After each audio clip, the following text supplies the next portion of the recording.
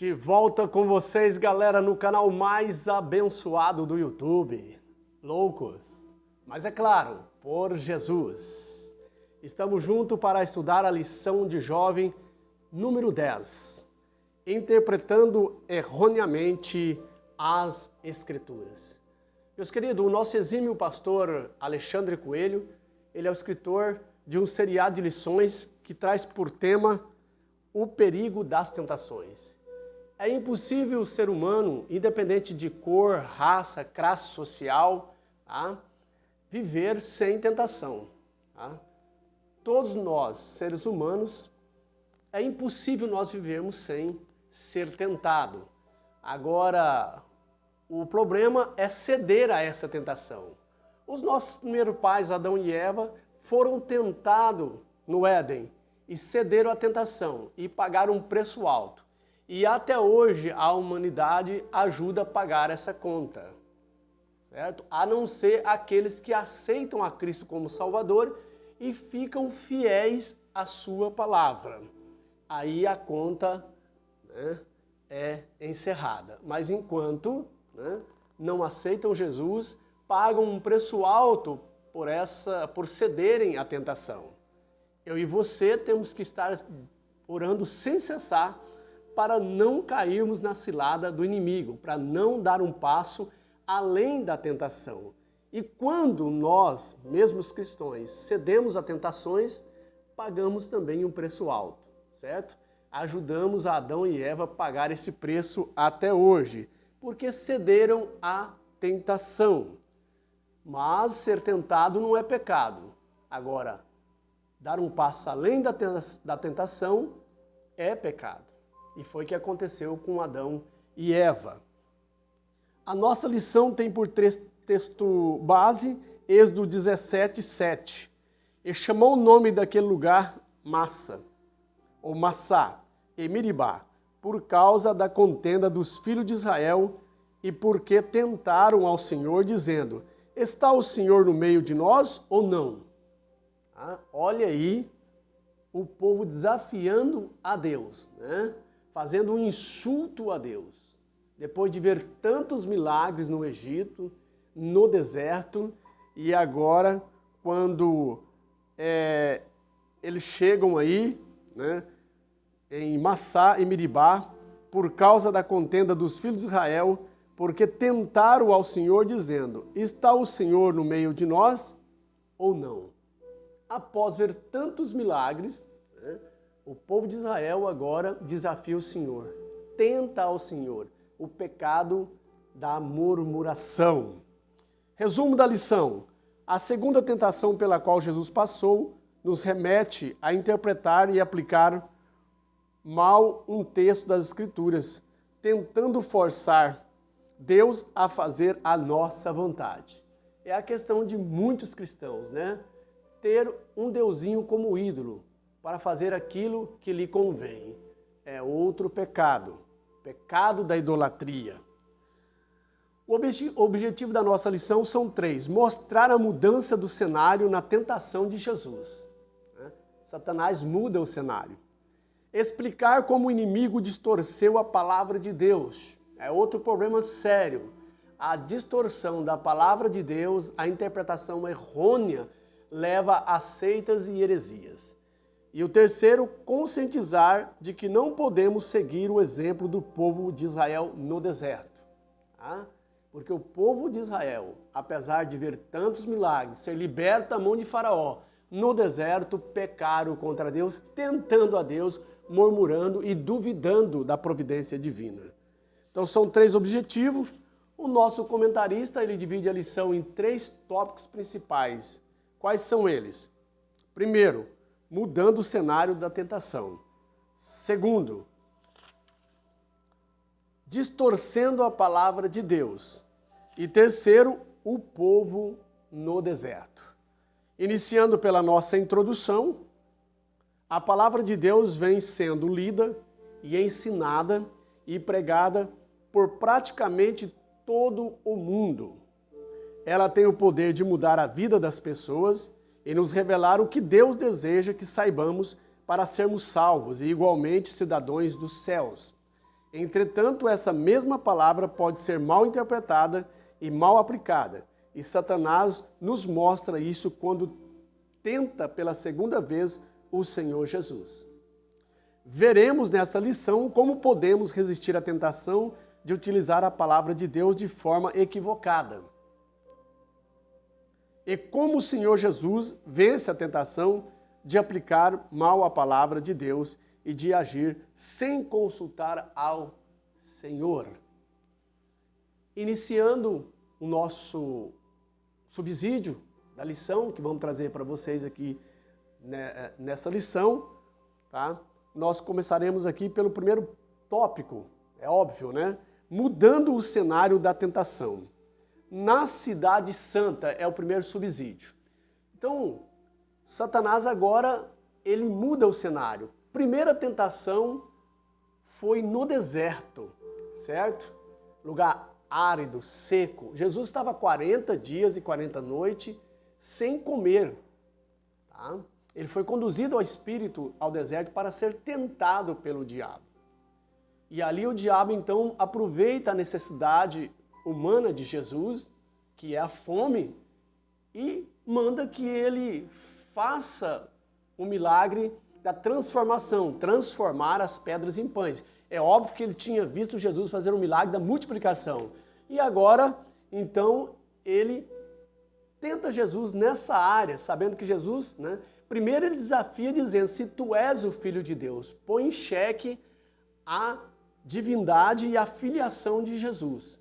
Mas Jesus, sabendo e tendo convicção que ele era Filho de Deus, então ele não se dá a tentação a obedecer a Satanás, o seu insulto, se tu és o Filho de Deus, transforma essas pedras em pães. Se Jesus cede a esse insulto, Jesus pecaria contra Deus.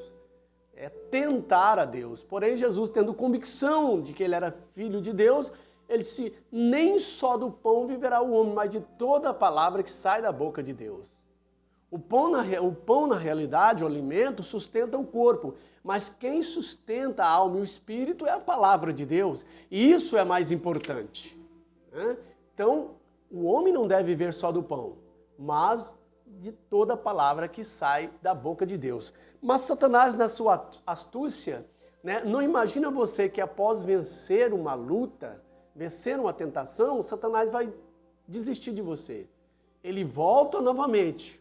E por isso o apóstolo Paulo diz que nós devemos orar sem cessar. Tá? Se não estou equivocado, é Filipenses 5,17. Tá? Orar sem cessar. Nós não podemos baixar a guarda, porque ele voltará novamente após nós vencermos uma tentação. Ele volta com nova cilada, com nova astuta. Cilada é o lugar apropriado para pegar a presa. Tá? E Satanás usa essa cilada, usa essa astuta. Então agora Satanás muda o cenário da tentação. Ele leva Jesus à cidade santa e coloca no pináculo do templo. O lugar onde afluíam as multidões. O lugar de atenção, aonde os olhos do povo estavam voltados para aquele lugar. Todos que ali passavam era lembrado, principalmente quem tinha as virtudes, tinha o dom da palavra, realizava milagre. Então ali era lembrado pelo povo, porque ali foi o lugar das atenções, Foi ali que Jesus expulsou os vendilhões, que faziam comércio. E Jesus diz, a casa do meu pai não é lugar de comércio, mas é a casa de oração, certo? E após a destruição do templo, no templo de Salomão, agora Herodes constrói um suntuoso templo, que chama mais atenção ainda do povo. E Satanás leva Jesus e coloca no pináculo do templo. Lá no último degrau. E diz, se tu és o Filho, novamente, pondo em xeque a divindade de Jesus e a sua filiação. Se tu és o Filho, salta, se joga daí de baixo. Quer dizer, suicida, pula. Porque está escrito que aos seus anjos lhe dará ordem. Eu quero ver se realmente você é filho de Deus. Satanás podia empurrar Jesus. Podia dar uma tontura em Jesus por estava 40 dias sem comer e 40 noites. Né? A Bíblia não diz que ele ficou sem beber, mas diz que ele ficou sem comer. Tá? Satanás podia empurrar ele, mas Satanás, ele é como um pitbull na mão de Deus, como uma coleira. Ele só vai até onde Deus dá permissão. Tá? Então Deus não permitiu que ele tocasse na vida de Jesus, como ele não permitiu que ele tocasse na vida de Jó. Podia tentar, mas menos tocar. Então ele não podia empurrar Jesus, mas ele podia, né, excitar, ele podia iludir, né, e levar a Jesus a cometer, né, esse salto da torre do templo, certo? E Jesus bem sabia que ele podia pedir ao Pai e os anjos livrar ele daquela queda. E aí todos que estavam ali iam ser testemunho que ele realmente era o Filho de Deus. Mas isso também é tentar a Deus, porque Satanás tentou a Jesus em 3 áreas principais. Primeiro, a cobiça da carne. Segundo, a soberba da vida. E terceiro, a cobiça dos olhos. A cobiça da carne foi transformar as pedras em pães. E agora a soberba da vida é tentar a Deus. É saltar aí do pináculo e os anjos protegê-lo. Jesus sabia que tinha condições se ele pedisse ao Pai, mas se ele fizesse isso, ele estava tentando a Deus. Jesus tinha convicção que ele era o Filho de Deus e ele não precisava ceder, né, à provocação de Satanás e tentar a Deus. E ele disse, não tentarás o Senhor teu Deus. E não obedeceu à ordem de Satanás. Se tu és o Filho de Deus, olha Satanás provocando Jesus. Sendo que uma página antes do livro de Mateus, capítulo 3, Jesus tinha sido batizado por João Batista e uma voz disse, esse é meu Filho amado, em quem eu tenho prazer. Então Satanás provoca, pondo em xeque a sua divindade. E disse, lança-te daqui abaixo, porque aos seus anjos dará ordem para que não se machuque, não tropece. Jesus podia fazer isso, mas ele tinha convicção que ele era o Filho de Deus e que não era a hora, né, dele mostrar o seu poder ao mundo. Porque chegaria a hora, e não seria por Satanás, mas seria dada essa autoridade por Deus. Aonde ele foi entregue, né, após a sua morte, após a sua ressurreição, foi-lhe entregue todo o poder. E todo o reino está sujeito, está no poder do nosso Cristo. Avançando para o segundo tópico, distorcendo a palavra de Deus. Primeiro subponto, os anjos vão guardar você. A questão de distorcer a palavra de Deus, de interpretar erroneamente a palavra de Deus, é outro problema sério. Onde se criam seitas e heresias, tá? É na interpretação. A palavra de Deus tem que ser interpretada dentro da lei da hermenêutica. Tá? Mas essa lei da hermenêutica também tem que estar debaixo da orientação do Espírito Santo de Deus. Nós só podemos entender e interpretar corretamente a Bíblia se nós estivermos debaixo da orientação do Espírito Santo de Deus. Podemos interpretar, mas com a ajuda do Espírito Santo de Deus. E as regras da hermenêutica nos ajudam, né? Da exegese também nos ajuda, mas o Espírito Santo tem que estar no controle para você não cometer heresias. Aos anjos o anjo vos guardará, ou guardará você. Nós sabemos que os anjos são ministros de Deus e em prol daqueles que iam herdar a salvação. Mas eles não submissos à ordem dos homens, mas submissos à ordem de Deus. Eles fazem aquilo que Deus manda. Os anjos não estão debaixo das nossas ordens, né, para fazer aquilo que nos apraze, mas debaixo da ordem de Deus para sustentar, para proteger os servos de Deus. Jesus sabia disso, que os anjos poderiam, sim, mas ele estaria tentando a Deus. Então Jesus, ele não cede a essa tentação, né? As suas hostes, as hostes, né, Satanás, ele cria, tá, doutrina de demônios, induzindo incautos a ler as escrituras pela metade, desrespeitando regras da interpretação já definidas, soprando vento de doutrina errôneas e heresias para que o povo de Deus peque contra Deus. Então ele lança. Satanás disse verdades para Jesus. Se tu és o Filho de Deus, transforma essas pedras em pães. Se tu és o Filho de Deus, salta daí abaixo, será dado a ordem aos anjos para que ele proteja. Se tu és o Filho de Deus, eu te darei todo esse mundo, todo esse sistema mundano, somente ajoelhe e me adore. Então ele estava dizendo aqui, né, verdades, porém, sufisma. O que é sufisma? Verdade aparente, mas não conclusiva para o próprio aproveito nosso. Torcendo a palavra de Deus. Muitos homens de Deus têm feito espetáculos, né? Que nós vamos ver aqui no segundo subponto. Espetáculos com a palavra de Deus. Amarra demônio, solta demônio, prende demônio, faz entrevista com demônio, fazendo espetáculo, usando da palavra de Deus como fonte de enriquecimento, né? Aviões por conta própria, carrões, né? Enquanto os membros padecem por necessidade. Isso aqui são doutrinas de demônio. Muitos homens que se diz homem de Deus torcendo ou distorcendo a palavra de Deus para ter proveito próprio. Mas Jesus sabia que isso é tentar a Deus. Então ele não cedeu, tá? Mas muitos homens de Deus têm cedido à tentação do diabo e distorcido a palavra de Deus, usando como, né, espetáculo e, além disso, como fonte de enriquecimento. Tá?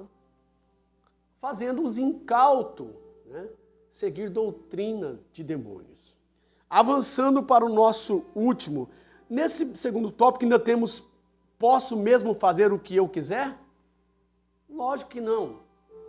Nós temos que fazer a vontade de Deus e não o que eu quiser. Tá?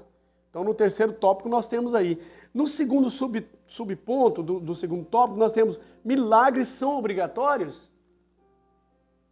Muitas pessoas que usam o determinismo, né? Eu determino, certo? Outro diz, eu fui curado porque eu paguei o preço. Isso não é verdade. Tudo que acontece com nós não é por mérito próprio, porque eu paguei o preço. Esse é um jargão neopentecostal. Quando é operado milagre em nossas vidas, é Deus que permite, é Deus que opera, não eu querendo obrigar, pôr o Deus na parede ou no canto da parede, determinando para que ele faça um milagre. Não. Isso é criar um deusinho, é criar ídolos e manipular Deus, dizendo que Deus tem que fazer tudo o que você quer. Não, isso não, Deus não aceita isso. Se ele fazer o milagre, é ele que fez. Se ele não fazer também, é ele que não fez. Ele é Deus, ele continua sendo Deus em nossa vida. Ele opera para que o seu nome seja glorificado. E quando lhe é necessário. E não por causa que nós exigimos e determinamos que ele opera. Então, os milagres, eles não são obrigatórios, mas são da vontade de Deus em nossa vida e quando é para glorificar o seu nome. Tá? Então, não quer dizer que a pessoa não recebeu milagre na vida, ele não é salvo. Isso nós interpretamos errado. Tá? Tem pessoas que partem para o Senhor com câncer, de acidente, mas aprove a Deus, é agradável a Deus a morte dos seus santos. Mas Deus pode operar milagre para que o nome dele seja glorificado e as pessoas se rendam aos seus pés. Nesse terceiro subponto do segundo tópico, posso mesmo fazer o que eu quero? O que eu quiser? Não. Você tem que fazer a vontade de Deus. Senão você não é servo dele. Se você for fazer aquilo que você quer, você toma o lugar de Deus. Tá? O servo tem que ser submisso. E não Deus submeter ao servo. Mas o servo sempre é submisso. Então, você tem que fazer aquilo que Deus, que é da vontade de Deus. E para você saber o que é a vontade de Deus, você tem que estar cheio do Espírito Santo. Senão você vai tentar a Deus. Né?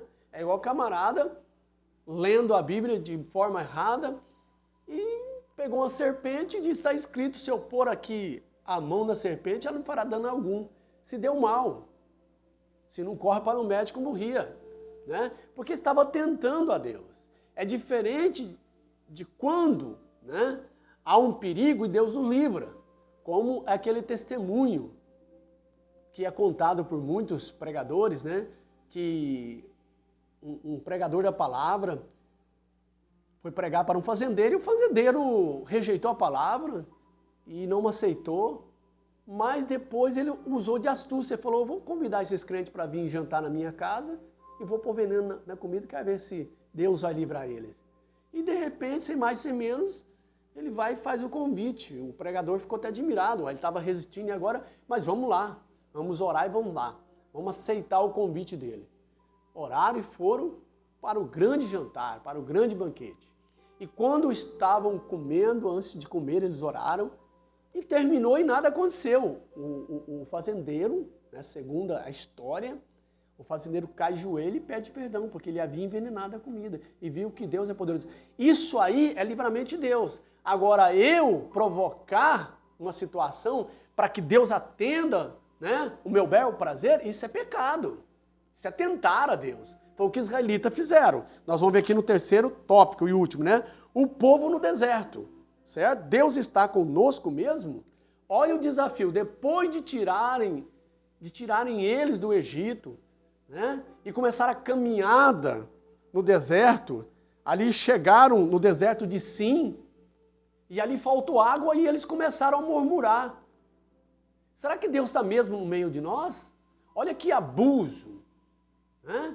Que coisa triste essa situação. O povo havia visto diversos milagres ali quando estavam no Egito, contra Faraó, né? Os milagres ali, as maravilhas, né, que Deus operou para que Faraó cedesse para que ele saísse, as moscas em grande quantidade, água transformando em sangue, né? E no deserto, o maná descia do céu, a nuvem de noite para livrar eles do frio, né?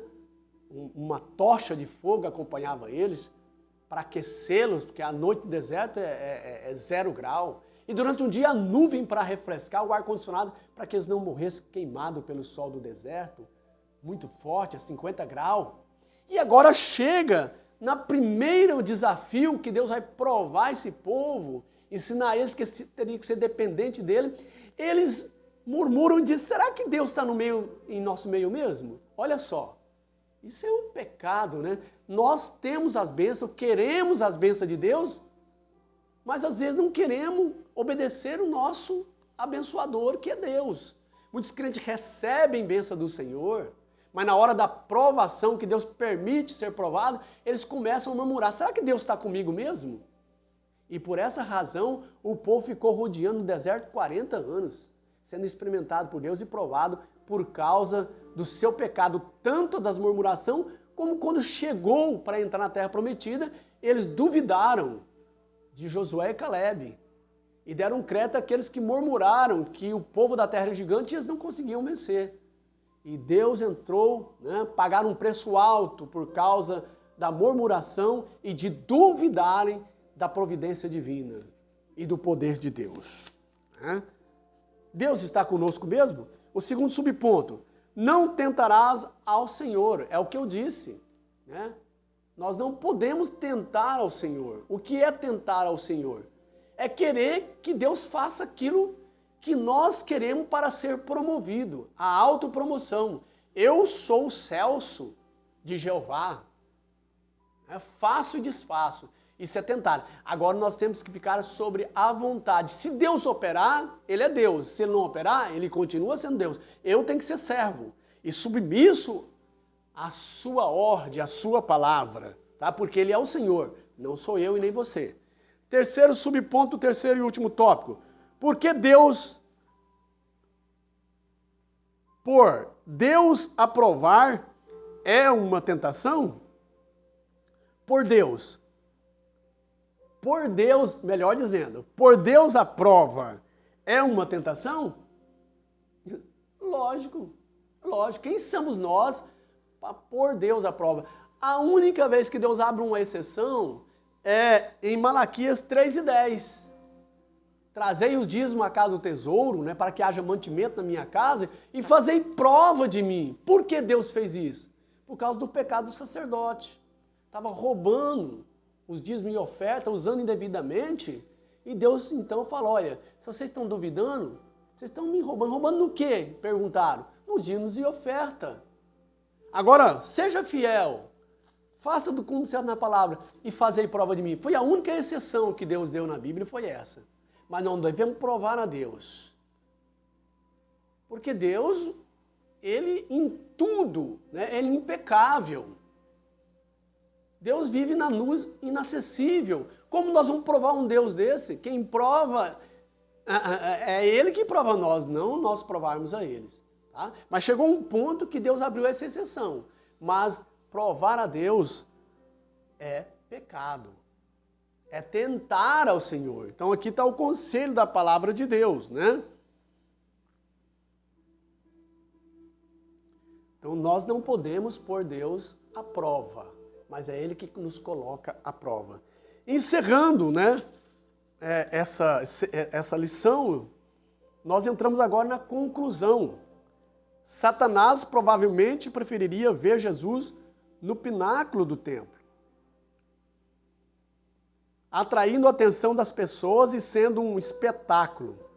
Jesus preferiu a cruz para atrair a todos nós, nos salvar, perdoar e nos conduzir a Deus para passar a eternidade com Ele. Interpretar de forma errada a palavra de Deus pode ter implicações sérias para a vida do cristão. Ou Jesus a agir por conta própria, interpretando a palavra sem respeitar o seu devido contexto. Olha aí, por causa de Adão e Eva, fomos conduzidos, né, passamos, através dos nossos pais, a concessão deste mundo a Satanás. Ficamos suscetíveis à morte. Não eram para morrer. A morte é um acidente de percurso, por erro dos nossos pais, e até hoje pagamos a conta, certo? Mas Jesus, que o segundo Adão, foi ao contrário. Enquanto Adão e Eva cedeu à tentação de ser igual a Deus, Jesus se humilhou, despojou da sua glória, sendo filho de Deus, gerado pelo Espírito Santo. Ele despojou da sua glória, tá? Se submetendo à forma de homem e chegando na humilhação e morte de cruz, a pior morte que havia, né? Ali a pena de morte que havia pelos romanos era a morte de cruz. Era para ladrões, para assassinos cruéis, né? Estrupadores demais, era a morte mais cruel, era a morte da cruz. E Jesus se humilhou, despojou, preferiu a cruz do que o sucesso.